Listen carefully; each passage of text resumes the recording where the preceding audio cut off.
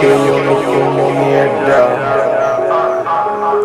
Tranca la puerta y no la dejes abierta para que no se metan.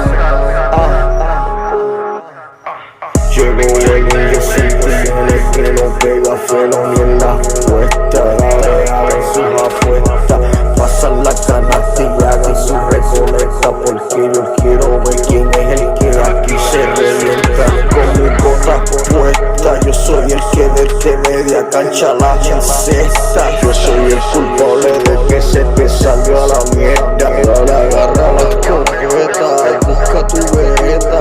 Vamos a ver si es verdad que el gatillo tú aprietas. Vamos a ver si no te encuentran en una cuneta, con tu cara de color violeta y la pistola todavía guarda en la baqueta. Después de tanto que tú corriste esa boqueta, después de tanta cantareta, dejaste guardar en la gaveta. Y si en tu mano tú no la sujetas, de que te hiciste esa pistola es obsoleta. Son problemas, no te metas porque la calle está violenta. Si me conoces, tú sabes que yo no como mierda. Tranca la puerta y no la dejes abierta para que no se metan. Yo me recuerdo cuando yo era un chamaquito, estaba guardado en mi cuarto yo solito, jugando Lego y dibujando, viendo muñequitos. Yo era un nene bueno, yo era un angelito. Yo no rompí un plato, de todo era el favorito, pero hay bendito por janguear solo un ratito con mis amiguitos. Conocí a Pito y ahí fue que cometí mi primer delito.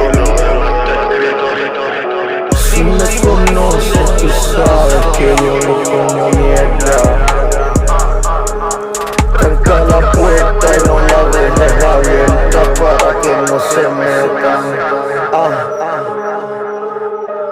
Yo no soy ese que se pasa hablando mierda. Yo siempre ando solo, ando con mi metralleta. La veo en casa, pero por si acaso algo pasa, asegúrate que esa yo no salga, porque dice que todo lo que sube siempre baja, y el que gana es porque se faja.